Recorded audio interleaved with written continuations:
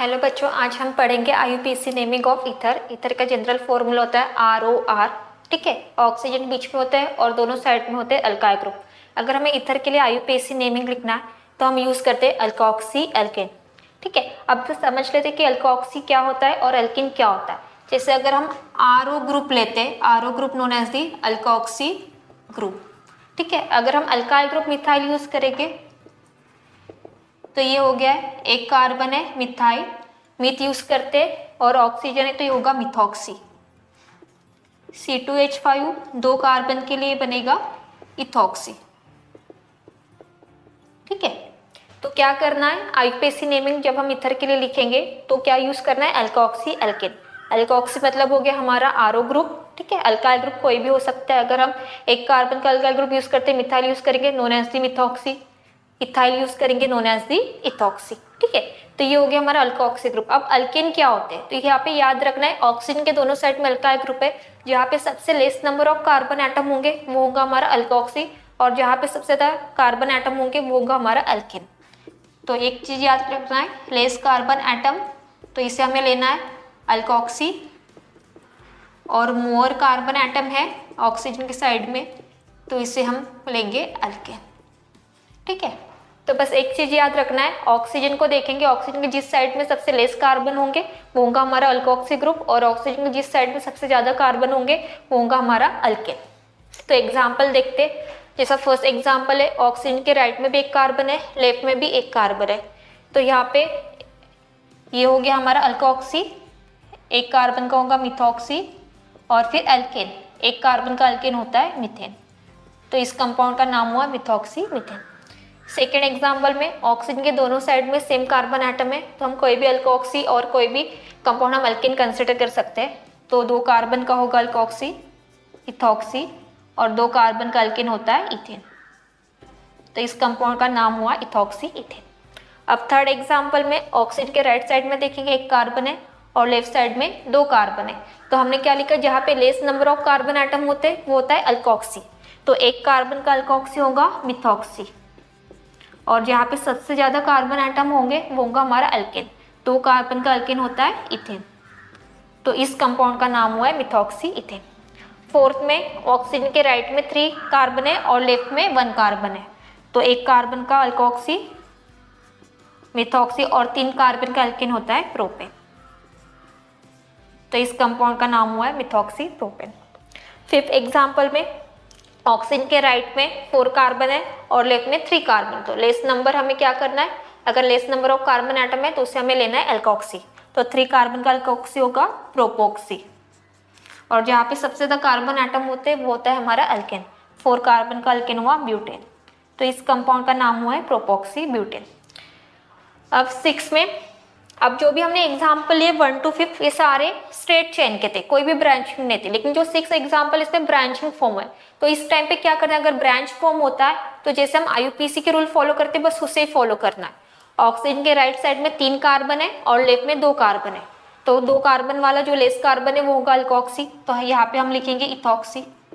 ठीक है, अब यहाँ पे क्या है, जो लॉन्गेस्ट है सबसे ज्यादा कार्बन एटम है वहाँ पे 3 कार्बन की चेन है, ब्रांचिंग है, तो उस टाइम पे क्या करना है, आईयूपीएसी नेमिंग को फॉलो करेंगे, लॉन्गेस्ट चेन सिलेक्ट करेंगे 3 कार्बन का, फिर हम नंबरिंग करेंगे नियरेस्ट टू दी सब्स्टिट्यूएंट्स 1 2 और 3, देन जो सब्स्टिट्यूएंट है उसका पोजीशन और नाम लिखते हैं। तो पहले हमने क्या किया, लॉन्गेस्ट चेन सिलेक्ट किया, अगर ब्रांचिंग है तो वहाँ पे हमें आईयूपीएसी रूल को फॉलो करना होता है, सबसे पहले लॉन्गेस्ट चेन सिलेक्ट किया, फिर नंबरिंग करेंगे nearest to the substituents, then substituent का पोजीशन और नाम लिखेंगे, तो सेकंड पे O(C2H5) known as the ethoxy, तो सेकंड पे इथॉक्सी है और 3 कार्बन का होता है प्रोपेन।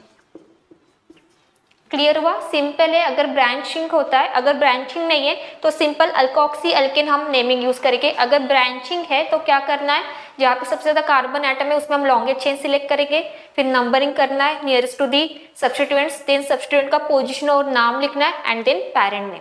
ओके, 7 एग्जाम्पल में देखते हैं, यहाँ पे भी ब्रांचिंग है। ठीक है, लॉन्गेस्ट चेन सिलेक्ट करेंगे, 1 2 3 कार्बन की लॉन्गेस्ट चेन हुई। ठीक है, नंबरिंग किया नियरेस्ट टू दी सब्स्टिट्यूएंट्स।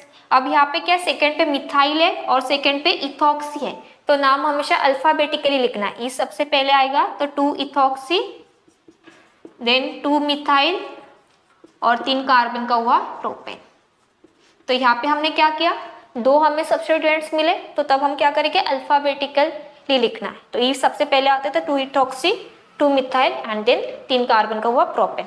अब 8 में दोनों साइड में क्या है, ब्रांचिंग है, ठीक है, तो हमें लॉन्गेस्ट चेन सिलेक्ट करना होता है। अगर हम राइट में देखेंगे 1 2 3 कार्बन की हमें लॉन्गेस्ट चेन मिल रही है, और लेफ्ट में देखेंगे 1 2 3 एंड 4, ठीक है। तो राइट में 3 कार्बन की लॉन्गेस्ट चेन हमें मिली और लेफ्ट में 4 कार्बन की, तो क्या करते हैं, वहां पे हमें लॉन्गेस्ट चेन सिलेक्ट करना होगा। तो हमारी लॉन्गेस्ट चेन हुई 4 कार्बन की, ठीक है। अब 2 पे ये पूरा ग्रुप अटैच है, ये हो गया हमारा अल्कोक्सी, लेकिन यहाँ पे क्या ब्रांचिंग है, उस टाइम पे हम क्या करेंगे, कॉम्प्लेक्स सब्स्टिट्यूएंट्स को हम जैसे नेमिंग करते हैं उसी तरह करना है। लॉन्गेस्ट चेन सिलेक्ट करेंगे 1 2 3, ठीक है।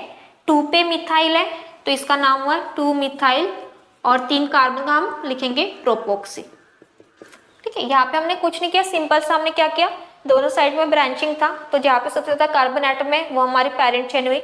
जैसे राइट लेफ्ट में 4 कार्बन की हमें चेन मिली, तो ये हो गया हमारी पेरेंट चेन। नंबरिंग दिया नियरेस्ट टू दी सब्स्टिट्यूएंट, ठीक है। अब जो हमारा सब्स्टिट्यूएंट था वो ब्रांचिंग में था, तो उसका नेमिंग कैसे करना है, वहाँ पे भी हम लॉन्गेस्ट चेन सिलेक्ट करेंगे, 3 कार्बन की लॉन्गेस्ट चेन, फिर सेकेंड पे हमें मिथाइल मिला, जैसे हम IUPAC की नेमिंग करते हैं सेम वैसे ही करना है।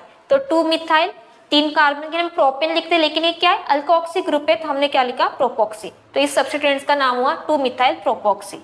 तो ये हो गया 2 पे है और ये है 2 पे है 2-मिथाइल प्रोपोक्सी, और लॉन्गेस्ट चेन 4 कार्बन के, तो ये होगा ब्यूटेन। तो इस कंपाउंड का नाम हुआ 2 पे, ये जो पूरा सब्स्टिट्यूएंट्स है इसका नाम है 2-मिथाइल प्रोपोक्सी, और 4 कार्बन की longest chain known as the butane. अब 9th में 2 फंक्शनल ग्रुप हमें मिल रहे हैं, एक है ईथर का और एक है डबल बॉन्ड। तो डबल बॉन्ड को हाईएस्ट प्रायोरिटी होती है, ध्यान दी ईथर, ठीक है, ये याद रखना, डबल को हाईएस्ट प्रायोरिटी होती है, ध्यान दी ईथर। तो जिसको हाईएस्ट प्रायोरिटी है वहां से लोवेस्ट नंबरिंग हम करेंगे, ठीक है। अब ये हमारा हायर प्रायोरिटी वाला फंक्शनल ग्रुप हो गया। अब इस पे ये वाला सब्स्टिट्यूएंट्स अटैच है, तो 2 कार्बन का ये होता है इथॉक्सी, ठीक है, मतलब ये हमारी प्रायोरिटी है, डबल बॉन्ड को हाईएस्ट प्रायोरिटी होती है, तो ये हो गया। इस पे इथॉक्सी ग्रुप अटैच है, तो इसका नेमिंग हुआ इथॉक्सी, और 2 कार्बन के लिए होता है इथिन, तो इस कंपाउंड का नाम हुआ इथॉक्सी इथिन। अब 10th में 3 फंक्शनल ग्रुप है, ट्रिपल बॉन्ड है, ऑक्सीजन है और डबल बॉन्ड है। तो डबल और ट्रिपल बॉन्ड को सेम प्रायोरिटी होती है, तो हम देखेंगे कहाँ से लोवेस्ट है। अगर हम लेफ्ट से नंबरिंग करते हैं, फर्स्ट के बाद ट्रिपल बॉन्ड है, और राइट से करेंगे तो फर्स्ट के बाद डबल बॉन्ड है। तो उस टाइम पे जो डबल बॉन्ड है, अल्फाबेटिकली डबल बॉन्ड के लिए हम इन लिखते हैं और ट्रिपल बॉन्ड के लिए बाय नहीं, तो अल्फाबेटिकली डबल बॉन्ड पहले आएगा, ठीक है। तो याद क्या रखना है, डबल और ट्रिपल को सेम प्रायोरिटी, दोनों की पोजीशन अगर सेम है तब हम अल्फाबेटिकली देखेंगे। तो डबल बॉन्ड के लिए इन और ट्रिपल बॉन्ड के लिए बाय, तो ई पहले आता है, तो ये होगी हमारा हाईएस्ट फंक्शनल ग्रुप, ठीक है। अब इस पे कौन अटैच है, ये वाला पूरा सब्स्टिट्यूएंट्स अटैच है, ठीक है। 2 कार्बन के लिए हम यूज करेंगे, 2 कार्बन है और ट्रिपल बॉन्ड है, तो हम लिखते हैं इथाइन। अब लेकिन यहाँ पे क्या है, ऑक्सीजन है, तो क्या करना है, ई को हम रिप्लेस करके ऑक्सी से, तो इस सब्स्टिट्यूएंट का नाम हो गया इथिनॉक्सी, ठीक है। हमने क्या किया, डबल बॉन्ड को प्रायोरिटी थी, तो ये हमारा सिलेक्ट हो गया मेन चेन। अब उस पर ये ग्रुप अटैच है, तो 2 कार्बन है, ट्रिपल बॉन्ड है, तो हम इथाइन लिखते हैं, तो ई को क्या किया, ऑक्सी से रिप्लेस किया, क्योंकि ऑक्सीजन प्रेजेंट है, और 2 कार्बन का हुआ इथिन, तो इस कंपाउंड का नाम हुआ इथिनॉक्सी इथिन। कुछ एरोमेटिक के एग्जाम्पल देख लेते हैं।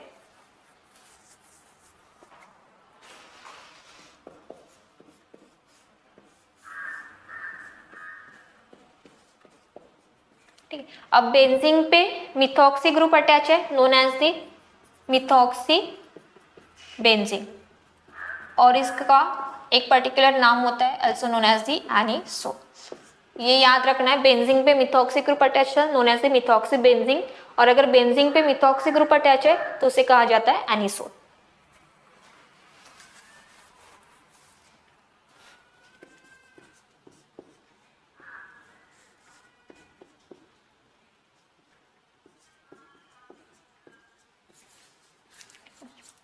अब बेंजीन पे इथॉक्सी ग्रुप अटैच है, known as the ethoxy benzene, ठीक है। तो ये थे हमारे IUPAC नेमिंग ऑफ ईथर।